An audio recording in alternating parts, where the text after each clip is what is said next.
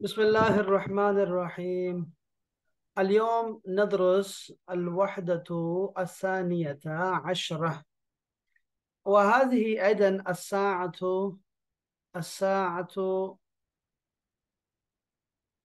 الثانية عشرة الآن. أبي بارا بجيه، وهذا نفس الشيء، الساعة الثانية عشر ظهرا. दोपहर के। واليوم إن شاء الله ندرس الوحدة الثانية عشرة، الهوايات. الهوايات الهوايات جمع هواية. هواية هواية يعني hobbies. hobbies hobbies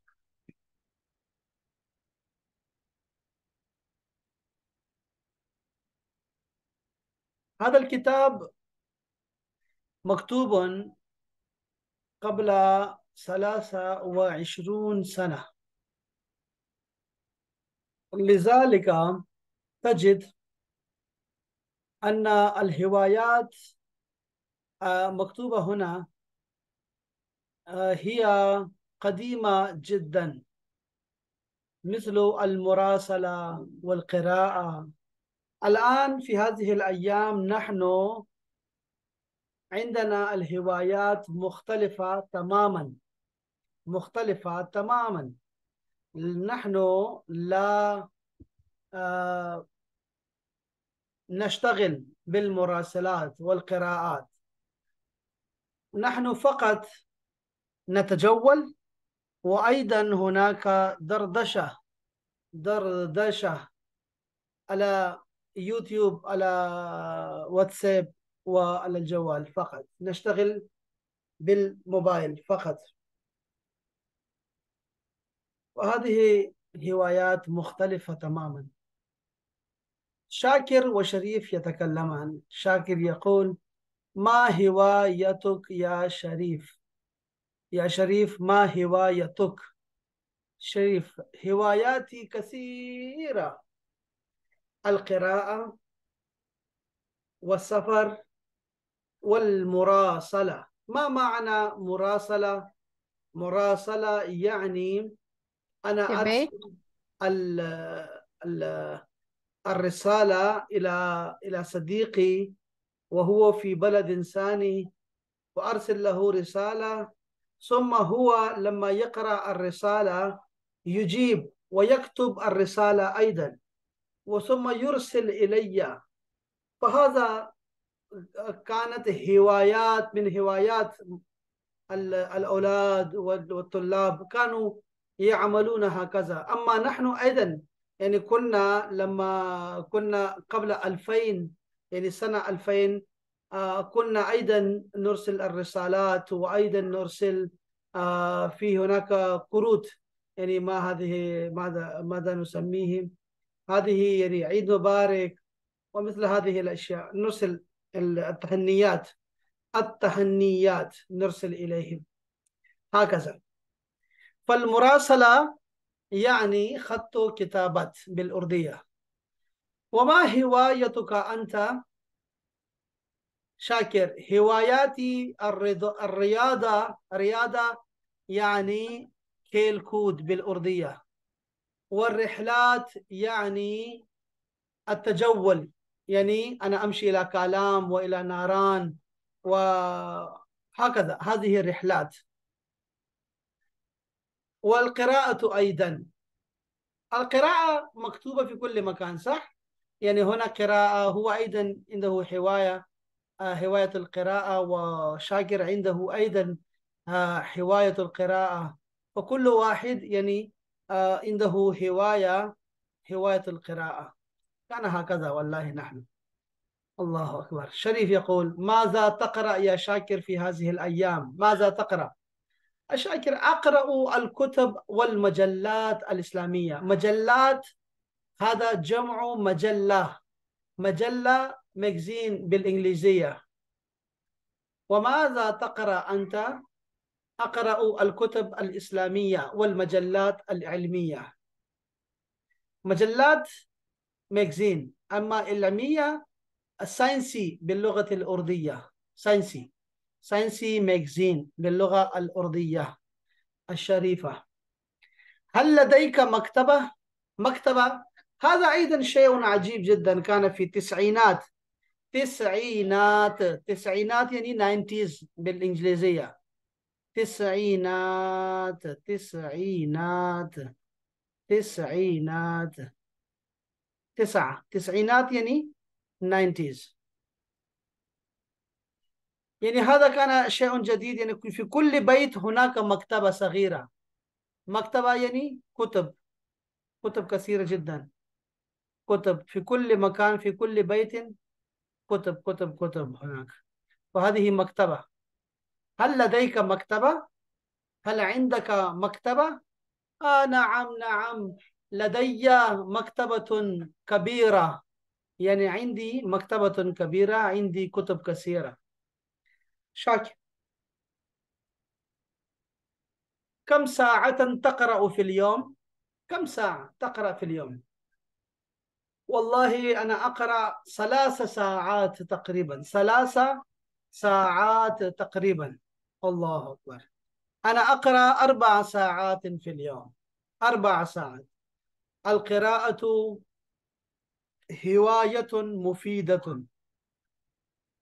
القراءة يعني قراءة الكتب، هذا شيء عجيب. حتى المسلمين عندهم في القرآن العظيم أول وحي نزل على سيدنا رسول الله، وكان اقرأ باسم ربك أول كلمة. يعني الكلمة الأولى هي كانت اقرأ، اقرأ باسم ربك الذي خلق، وهكذا. فيا أحباب، انظروا هنا، وهنا 3 ساعات، هنا أيضا 4 ساعات. لاحظوا أن 3 مذكر و4 مذكر، أما ساعات مؤنث، ساعات مؤنث. فهناك القانون، هناك أصول أو قاعدة، القواعد.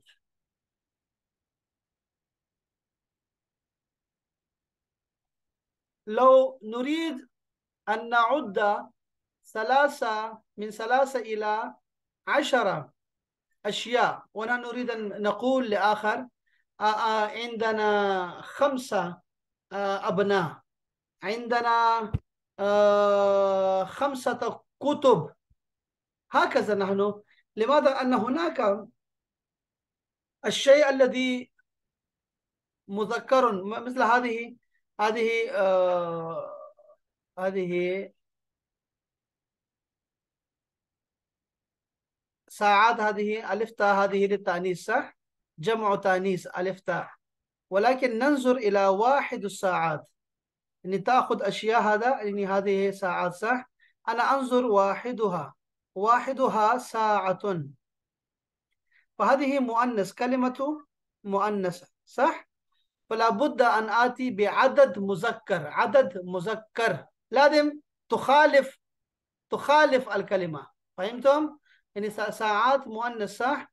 ولذلك أنا آتي ب3 مذكر، هكذا مذكر.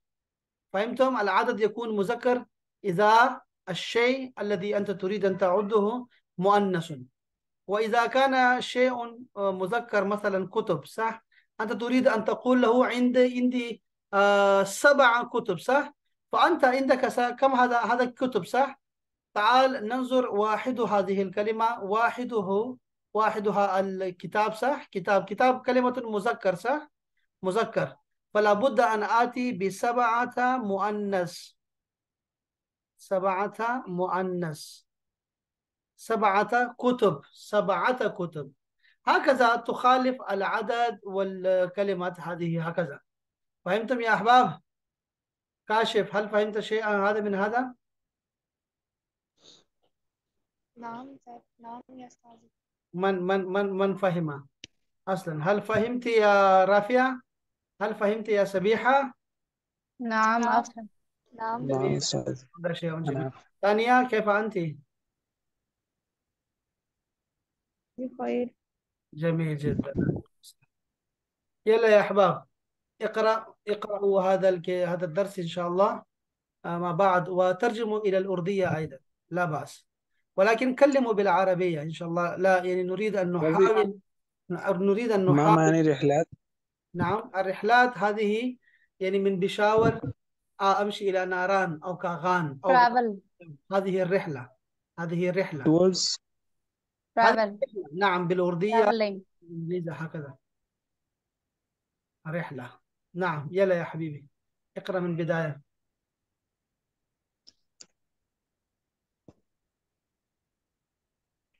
آه،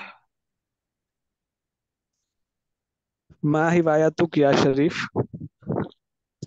هواياتي كثيرة: القراءة والسفر والمراسلة. وما هوايتك أنت؟ ترجمي يا بنتي، يا ترجمي. آه، मेरी हॉबीज काफी सारी है। पढ़ना और ट्रैवलिंग और खत्तो खताबत। और तुम्हारी क्या हॉबीज है? هواياتي الرياضة والرحلات والقراءة أيضا. मेरी हॉबीज الرياضة खेल कूद والرحلات ट्रैवल्स टूर्स والقراءة और पढ़ना भी है।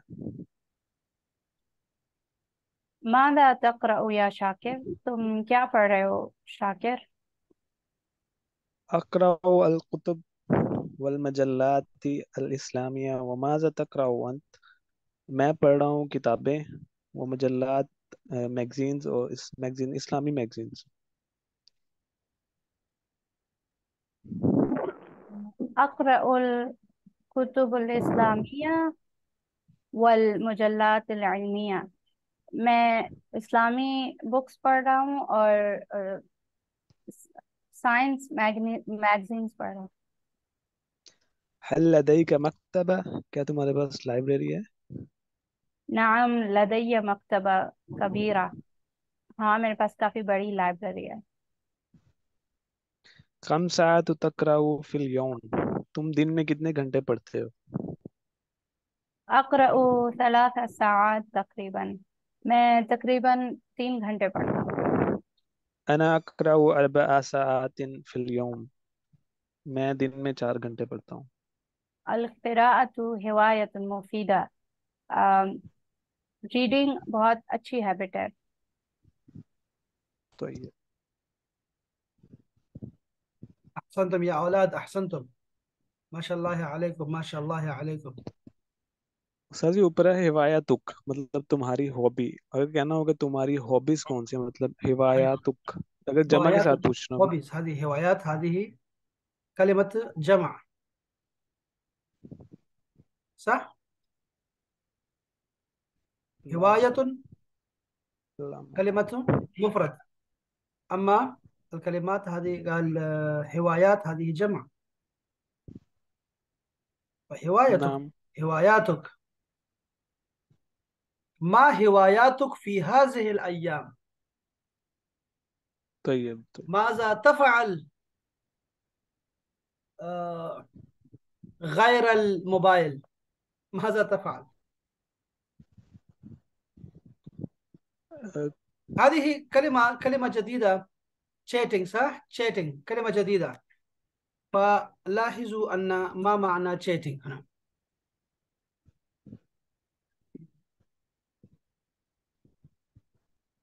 دردشة، دردشة इंटरनेट، فهمتم؟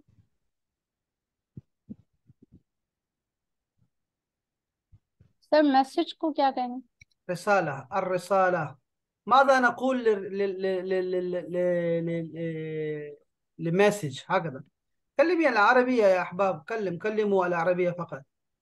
حاولوا أن تكلموا العربية، وجزاكم الله خيرا. يلا يا أحباب، أنا أريد أن أعلمكم كلمة. هذه كلمة مهمة جدا، صح؟ صح يا راشد، يا كاشف. دردشة، नाम دردشة، दर्द। دردشة. ما هذه الكلمة كيف تنطق هذه الكلمة يا رافعة؟ ما هذه؟ دردشة. ما معنى دردشة؟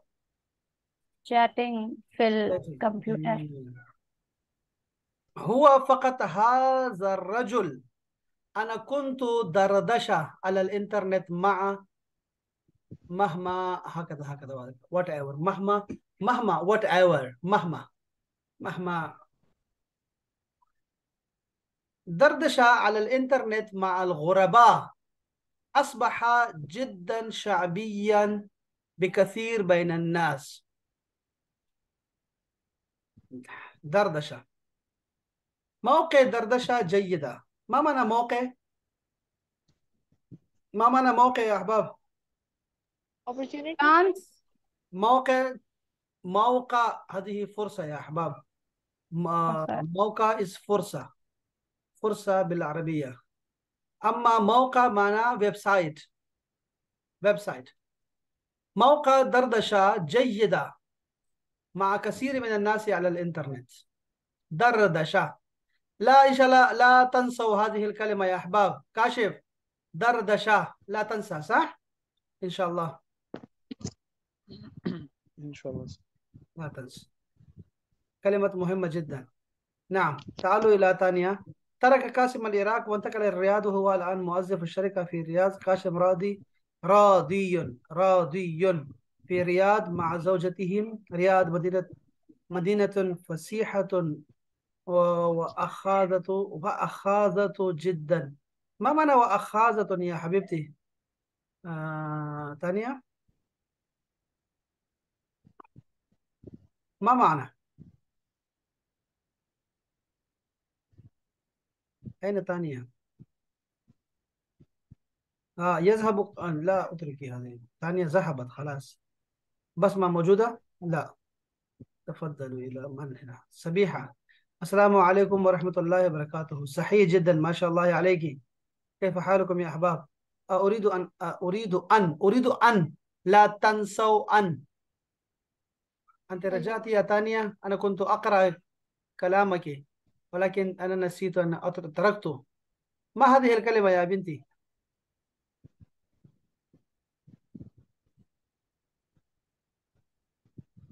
تانية، ما هذه؟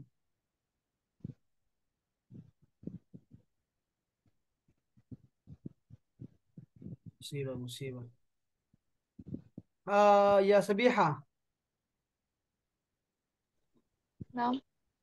هنا أريد أن أذهب، صح؟ لا تنسوا هذه. أريد أن أذهب إلى الشاطئ. الشاطئ، صح؟ الشاطئ. أخي أرسل لي هذه صورة. هذه هذه. صورة مؤنث. صورة الفكرة. ما معنى الفكرة؟ على فكرة، على على فكرة. باي ذا واي، على فكرة، على فكرة، باي ذا واي. وعلى فكرة، لكن تلك الصورة نفسها ونحن نرى في أنفسنا كل الأنهار والمحيطات. كيف ترجمتي هذه بالجوجل، صح؟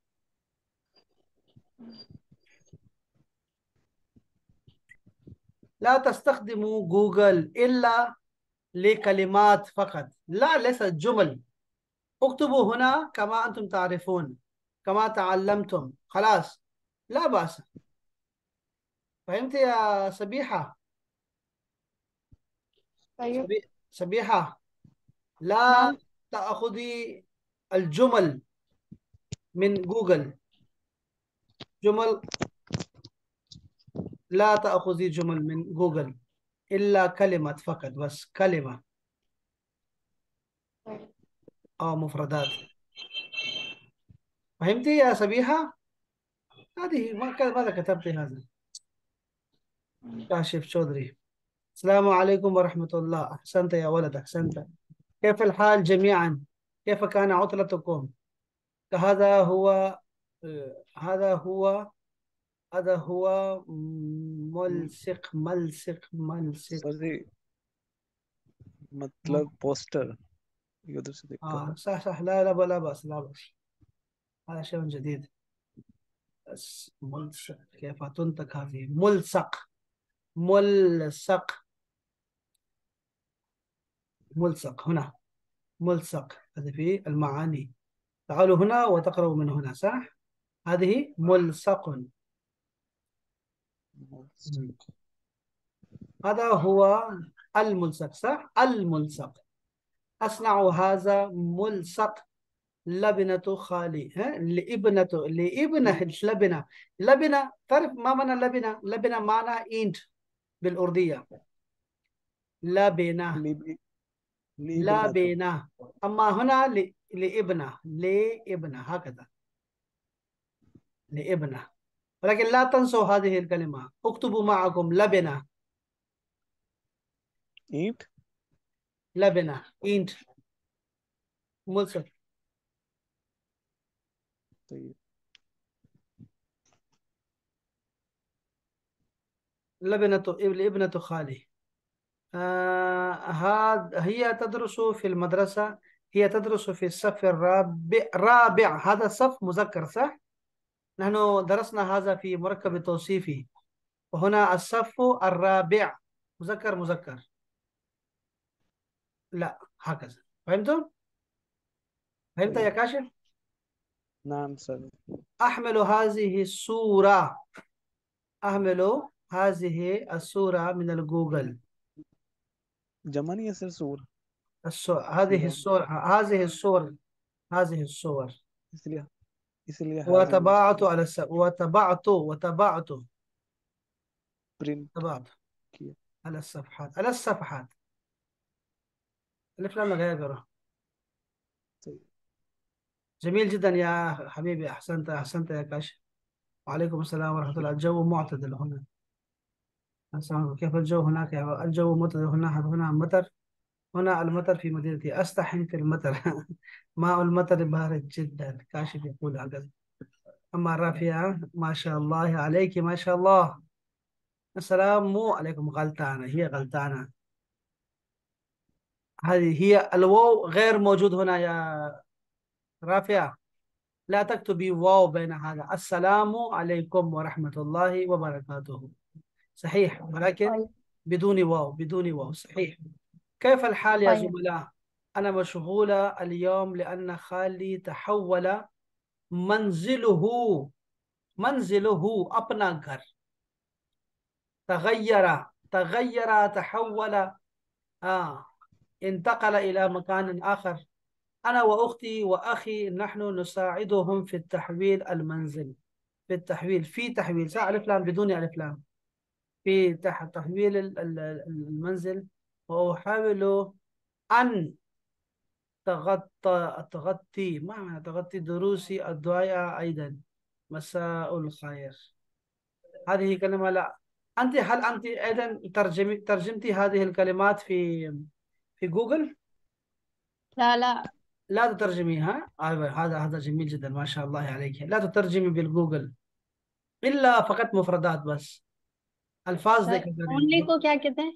نعم. ओनली, ओनली को क्या कहते فقط हैं? सिर्फ, فقط فقط फकत कलिमात. كلمات. جميل جدا، أحسنت. ما معنى تغطي هنا؟ تغطي.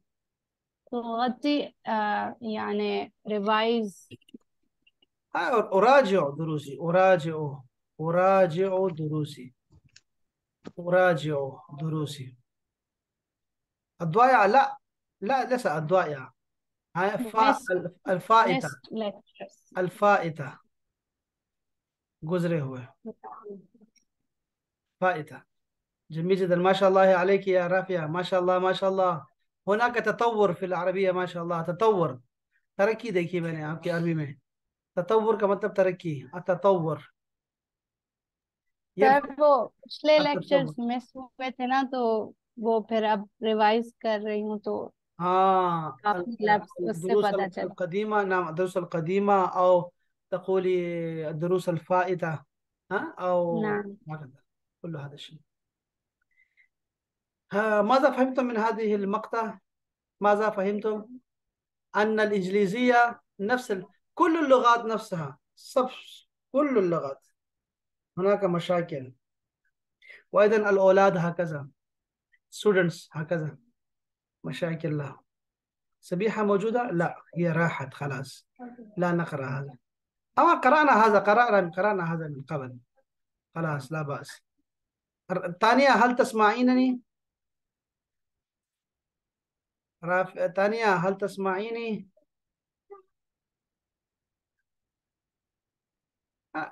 ये देखो, अब आवाज भी इसको नहीं जा रही, माइक भी नहीं खोल रही, और ये कैसे, मतलब यहाँ पे बैठी हुई है, मैं ये समझ, आपको कुछ समझ आती है इसकी?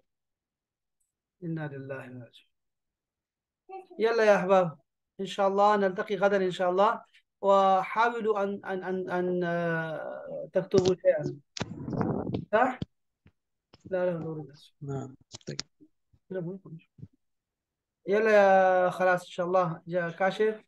هذه ما شاء الله درس مفيد جدا، الحصة مفيدة ما شاء الله، وشكرا لك. حاول أن تتكلم باللغة العربية، إلا حتى ولو أنت غلطان، حتى ولو أنت غلطان تكلم بالعربية، صح؟ إن شاء الله نتكلم بالعربية. رافية، إن صحيح؟ شاء الله طيب. أستاذ. إن شاء نعم. الله نحاول कोशिश करेंगे, نحاول إن شاء الله. السلام إن عليكم شاء الله. ورحمة الله. وعليكم السلام.